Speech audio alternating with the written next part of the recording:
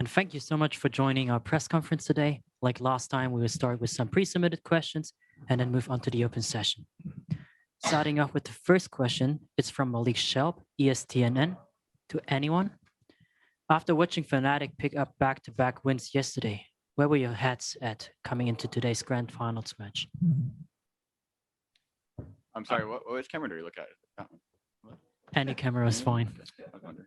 Honestly, after watching Fnatic play both those games, they looked pretty sloppy. So I knew we had a good chance, like especially watching back their matches, and we were able to get the information we needed, and it worked out exactly how we expected. Next question is from Mikhail Klimentov, The Washington Post, for TenZ this time.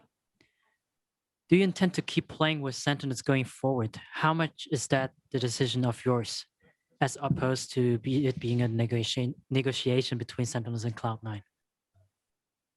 I mean, obviously, it'd be a no-brainer that I'd want to compete with this team. Like, this team is honestly so amazing. I have fun with them.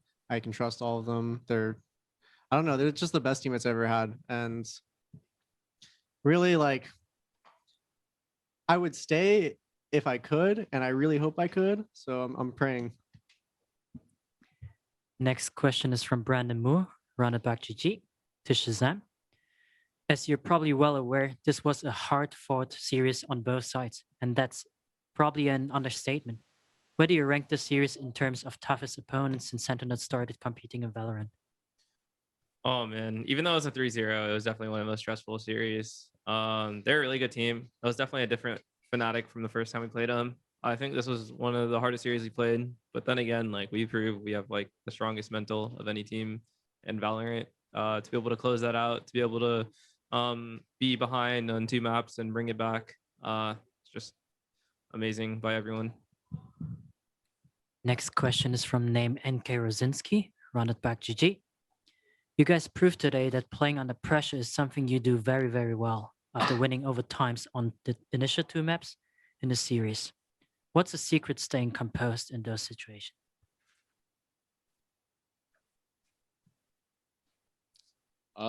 Yeah, I think it comes down to all of us having trust in one another. So like in 2v2s and 3v3s, our comms are just like really tight, you know, no overcoming. And then whenever somebody says an idea, we just follow through with that. We all give great ideas and we're just all on the same page. So, you know, it's really easy to stay composed. Next one is from Eugene Freelance. Congratulations on winning VCT Masters 2. Was not dropping a single map within your expectations going to Iceland? Honestly, I do think it was in our expectations. I think maybe the outside influence of like people maybe overhyping EU a bit brought that down from the outside. But like I think on the team we have that type of confidence where even the odds are stacked against us, and when people think, you know, whatever they may think about other teams, we always show that we can compete at the highest level. Next one is from Andy Williams, Dexerto. There's no denying that TenZ has improved the squad. Does your success at VCT Masters confirm that you'll be looking for him to stay long-term? I mean, of course, from the beginning, we were super lucky to even have Tyson play with us. He's an amazing player. You know, people rate his mechanical skill, but he's a great teammate, and we all love playing with him. And you know that we would want to play with him for the future too. So we'll see what happens. Next one is from Shay Robson, GameZone, and it's for TenZ. We saw some hyper-aggressive plays from you before the tag pause on map 1. Did the pause ruin your momentum at all? In terms of a momentum, it definitely wasn't influenced by the tech pause, or I just decided, or I was going for less risky plays because I didn't really need to. It was their game to lose. Next one is Jessica Scharnagel, Nerd Street Gamers. You have won Masters too. How are you going to celebrate?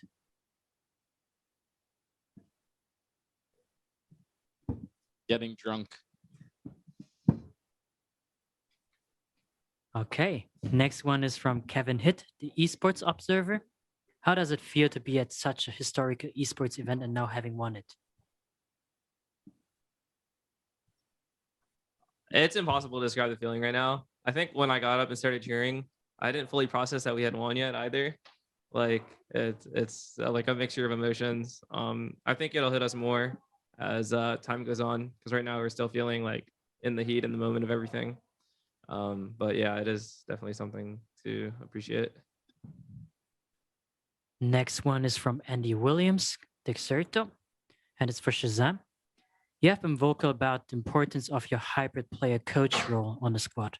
Will you be looking to bring on a coach in the near future? Or is it a case of it isn't broke, don't fix it now? Yeah, we've still been looking for a coach, but it's also a mixture of, don't fix what isn't broken. The dynamic we have right now is pretty good, but I think that if we find the right fit, it'll only help. It'll help the workload. But definitely, like, I don't mind it. I enjoy prepping for the games. If it works, then I'm gonna continue doing it. All right, we will now move on to the open session. The first to go is Wesley Pereira. Hi everyone, Wesley from the Credit Sports from Brazil. So my question is for Shazam. With the first international title won and the spot in the Valorant Champions, do you cause even greater pressure for results going forward? I feel like it's an unfamiliar situation, or like a familiar situation for us, because we did have success before, and the pressure was on us, and everyone looked at us, and we continue to perform. And I think that all of us sitting here are going to remember this feeling right now. And with that, like, we're not going to get complacent, and we're going to continue to work hard and reinvent ourselves, and dedicate ourselves to this game, because we want to win moving forward as well. Next is Niall, the Score Esports. Yeah, so first of all, I just wanted to say congrats to the entire team. You guys had an incredible tournament. My question is for Shazam. I spoke to you a couple months ago, and you talked to me about how you were having a roller coaster of a year. You said that you felt as though every time you guys took 2 steps forward, you would also take 10 steps back. So after a year just kind of full of setbacks, how does it feel to win here in Iceland and prove that after everything you've been through, you guys are the best team? Can I pay with Apple Pay? Yeah, no, it's insane. The stuff that we have gone through as a team through the whole course is like it's I don't know, like, people don't even know, like, all the stuff that we've gone through, and to still continue and grind through these tournaments and fight through these setbacks and continue to win. It's the best feeling in the world. We continue to give it our all, and we kind of let nothing stop us. So just really happy with everyone. Next to go is Yinsa Collins, upcomer. This question is a slight follow-up, but I like to direct this at Dapr. Of course, having secured that spot for the end of the year event, which I'm sure is the one that everybody have their eyes set on and want to win. How much does that take off the pressure for, Masters 3? And also, does this mean that you guys maybe will try and push the boat out a little bit and experiment here and there, knowing that you don't have to worry about that qualification? Well, it feels great. We have that monkey off our back. We don't have to worry about points or anything like that. But I think we'll still, just try to cement ourselves as the best and try to win every single series that we can. Go to Berlin, qualify to Berlin, win Berlin, hopefully. And yeah, we're not the biggest experimenters. We just do what we know is good and just keep, doing what we know best, which is to win. And we'll just keep doing that. Next to go is Brendan, running back GG. So this question is really for anybody. It was a similar question asked to FNATIC in the prior press conference. There are going to be more spaces for NA, when we get to Masters Berlin. If you guys just want to answer what you think, if you were there, obviously, what the other teams you would like to see there alongside of you from the region. Well, I don't know about like want to see there. Obviously, there's like stronger teams in NA that we find good. I'd probably like have to guess Cloud9 and these I think are gonna break pretty well in these next qualifiers, because they're gonna have time to prep and obviously get better. I mean, that goes for every team, but I think those 2 teams have the most potential to qualify with us as well. Next is Emery, VLRGG. Yeah, this one is for anyone. What does it take to be able to consistently win those close maps, especially the ones that go into overtime?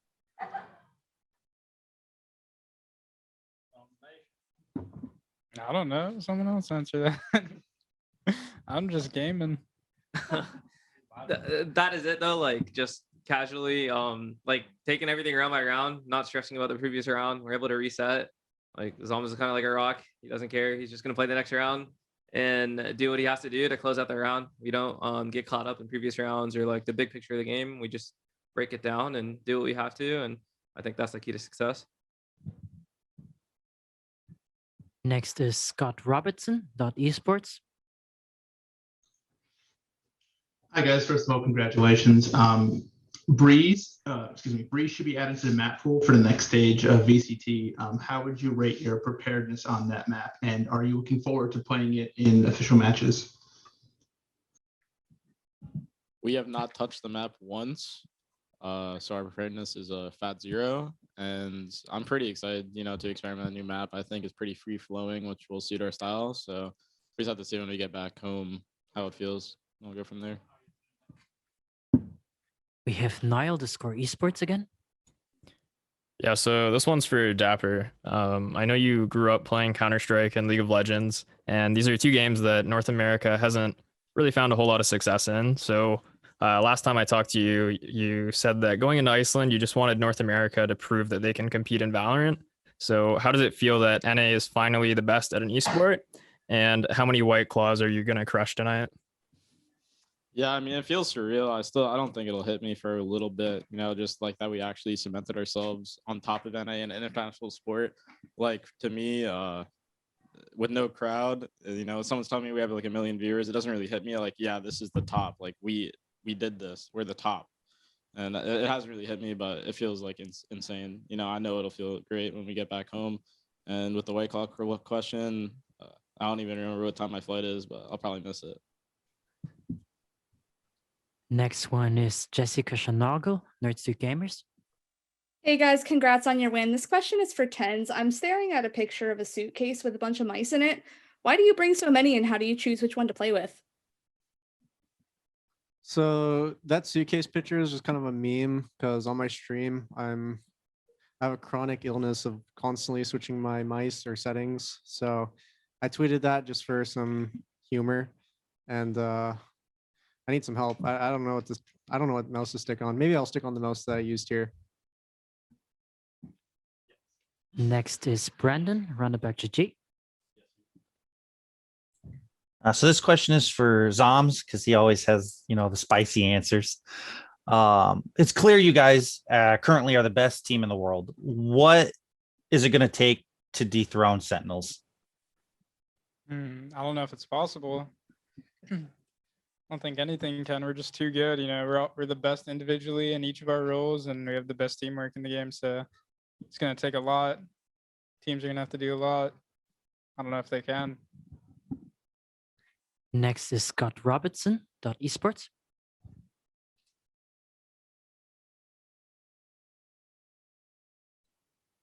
I guess no question from Scott. Next is Niall Esports. Yeah, so my last question is for TenZ. A lot of people doubted you because of your past in CS, but how does it feel to show up at the first major Valorant LAN and maybe prove some of the doubters wrong? Honestly, it just felt amazing, and like I'm just so proud of us as a team and what we accomplished here today. Like it still feels pretty surreal to me, and like the moment that we won, dude, everything like went blank for me. Like I didn't even, it was hard to process. Emery Veal RGG now. My question is also for TenZ. So in this series, among all 10 players, you had the most first kills and the fewest first deaths.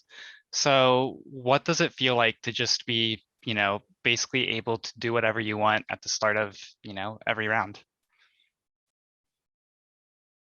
I'd like to contribute like that success in my opening kills to Shaz also, because he would kind of not let me play overly aggressive, and if I get too like confident, I might maybe throw around. So a lot of the time it was kind of them challenging me and then me just winning the fight.